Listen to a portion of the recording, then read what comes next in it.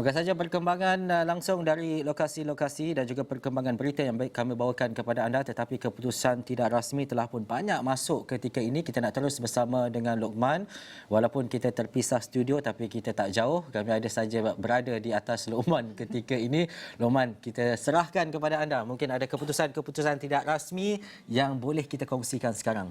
Ya, betul Ehsan. Inilah saatnya di mana banyak keputusan-keputusan tidak rasmi ini mula masuk selepas pengundian ditutup. Keputusan rasmi mungkin beberapa jam lagi, tapi keputusan tidak rasmi sudah semakin banyak sekarang. Kalau saya boleh kongsikan apa yang saya lihat di iPad saya ini adalah pru.astroawani.com. Ada beberapa keputusan yang tidak rasmi yang sudah masuk. Sebentar tadi kita sudah kongsikan beberapa kerusi. Difahamkan ada beberapa kerusi yang baru masuk juga. P130 rasah di sini menyaksikan PH dan Chucky Chin mendahului dengan 635 undi setakat ini, iaitu kira-kira 89% daripada keseluruhan undi yang sudah dikira sekarang. Ini setakat jam 6.12 petang tadi, masih lagi awal. Chucky Chin berada di tempat pertama meninggalkan Ng Kian Nam yang memperoleh 58 undi dan juga David Chung yang memperoleh 21 undi. Kita lihat setakat ini, walaupun kita sering ulang bahawa ini adalah saat-saat awal dan apa sahaja boleh berlaku dan ini mungkin boleh berubah, tapi masih lagi kalau saya boleh paparkan apa yang saya saksikan di iPad saya ini, masih lagi semuanya bercorak kotak-kotak. Bermakna di map interaktif kami di astroawani.com, ini adalah keputusan yang masih lagi belum rasmi. Sebaik sahaja keputusan rasmi diterima di satu-satu kawasan parlimen itu, warna itu akan bertukar menjadi legap. Jadi sudah tentu apa yang kita jangkakan, apa yang kita saksikan ini adalah waktu-waktu awal, saat-saat awal, masih lagi jauh perjalanannya ya. Kita lihat di Keluang satu lagi keputusan tidak rasmi yang sudah pun kita terima setakat ini. P152, jumlah undi yang sudah pun dikira menghampiri 1,500. Jika anda boleh lihat di bawah itu, Zulkarnain alias mendahului calon Perikatan Nasional dengan 764 undi atau lebih 52% daripada jumlah keseluruhan undi yang sudah pun dikira setakat ini.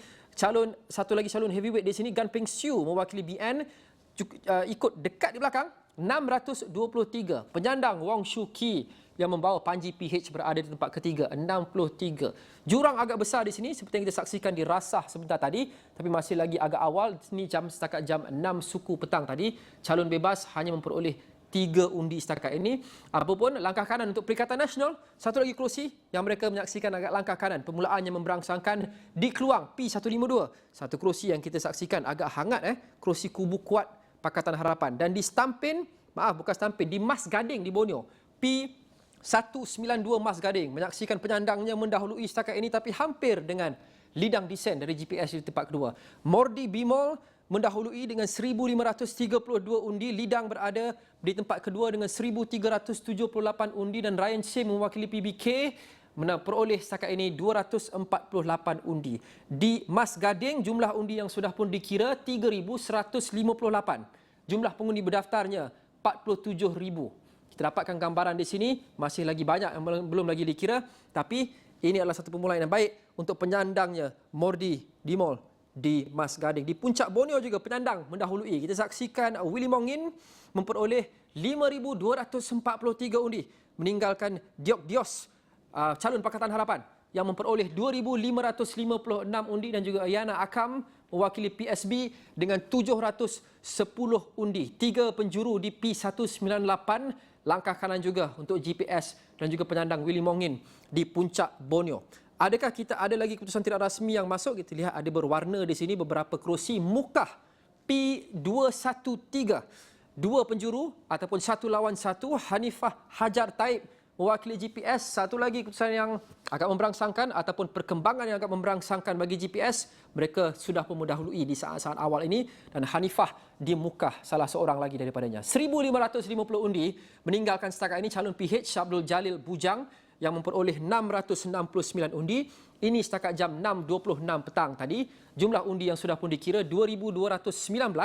Daripada jumlah pengundinya hampir 47,000 di sini. Kita saksikan trend setakat ini, kerusi-kerusi di Borneo pengiraannya seolah-olah lebih pantas. Kita lihat jumlah undi yang sudah pun dikira di beberapa kerusi di Borneo. Di Sarawak khasnya sudah mencecah ribuan, berbanding di Semenanjung hanya ratusan sahaja. Itu di Mukah. Satu lagi kerusi yang besar, Kapit. Ini juga kerusi panas di Borneo.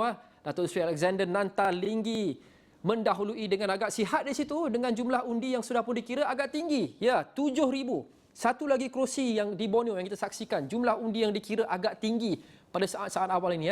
Hampir 7,000 undi sudah pun dikira. Alexander Nantalinggi mendahului dengan sangat sihat, kira-kira 4,000 undi di situ. 5,561 undi. Jauh setakat ini meninggalkan calon di tempat kedua, PH Pangkasunggang yang memperoleh lebih sedikit daripada 1,000 undi, dan juga Robert Saweng 339 undi mewakili PBDS. Banyak kerusi yang kita saksikan di Sarawak ni, keputusan masuk agak cepat Ehsan, dan keputusannya dan jumlah undi yang sudah pun dikira agak tinggi, itu agak memberangsangkan. Satu lagi di Sarawak kita lihat lanang, boleh kita kongsikan P211 lanang. Jumlah undi yang dikira di sini juga agak tinggi 4,694. Di kawasan yang mempunyai pengundi berdaftar 87,000, Wong Ching Yong mendahului dengan 2,600 undi hampir. Meninggalkan calon di tempat kedua Alice Lau dengan 1,667 undi, tetapi jaraknya tidaklah begitu besar. Ini masih lagi agak sengit di saat-saat awal ini. Calon PSB Priscilla Lau berada di tempat ketiga, jauh sedikit dengan dua pendahulu di atas, 385 undi, dan seorang calon bebas Wong Ting Kiong yang setakat ini hanya ada 54 undi yang dikira. Dan tatkala saya berkongsikan data ini pun, kalau mungkin anda boleh lihat di sini apa yang saya lihat di iPad saya, notifikasi ataupun alert mula masuk dengan banyak dan pantas. Kita cuba keep up. Ini anda boleh ikuti juga di pru.astroawani.com. Kita ke Sabah pula. Difahamkan keputusan tidak rasmi diperoleh untuk Lahad Datu P188. Didahului oleh Maizatul Akmal Malawi, calon Barisan Nasional dengan hampir 500 undi di sini. Muhammad Yusof Abdal di tempat kedua dengan 184. Muhammad Yusof Abdal juga nama yang agak signifikan di Sabah. Parti Warisan Sabah dan juga Pakatan Harapan Oscar Sia Yu Hock memperoleh 69 undi. Ini setakat jam 6.24 petang tadi. 745 undi saja baru dikira di Lahad Datu, tidak setinggi kerusi-kerusi parlimen di Sarawak, tetapi di sini ada lebih 100,000 pengundi berdaftar. Jadi sekali lagi kita sering ulang, perjalanan masih lagi panjang. Di Pensiangan satu lagi kerusi, belum lagi ada data di sini. Adakah ini Tenom P181? Menyaksikan pertembungan 5 penjuru, agak sengit mungkin kerana penjurunya juga agak banyak. Tapi calon Barisan Nasional mendahului setakat ini dengan 538 undi. Jamawi Jaafar meninggalkan sedikit saja calon Pakatan Harapan di tempat kedua, Norita Swal dengan 453 undi. Norita pula diekori rapat oleh seorang calon bebas, Ridwan Rubin. Salah seorang daripada dua calon bebas bertanding. Ridwan memperoleh 429 undi. Agak memberangsangkan untuk seorang calon bebas di saat-saat awal ini. Warisan di tempat keempat dengan 21 undi, dan seorang lagi calon bebas, Peggy Chow Ziteng, di tempat kelima. Jadi di sini, di Tenom ini, 1,446 undi sudah pun dikira di kawasan yang mempunyai lebih 42,000 pengundi. Dan kita kembali ke Semenanjung, saya kira ada beberapa keputusan tidak rasmi sudah masuk juga di Semenanjung di sini. Di selatan tanah air, di Kulai, P163, penyandang Tioni Ching mendahului setakat ini. Walaupun jumlah undi yang dikira hanya 255, seperti yang anda lihat di bawah itu. Kemas kini setakat jam 6.31 petang. Tioni Ching mendahului dengan 60% daripada jumlah undi yang dikira setakat ini. 153 jumlahnya.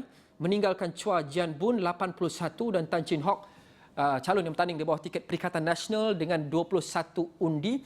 Tidak begitu besar jurangnya, dan seperti yang saya sebut tadi, kita lihat trend pengundian ataupun trend pengiraan undi di Semenanjung ni mungkin lebih perlahan berbanding di Borneo. Di Borneo banyak kerusi sudah mencecah 4 angka, dan di Semenanjung ini kita saksikan agak perlahan.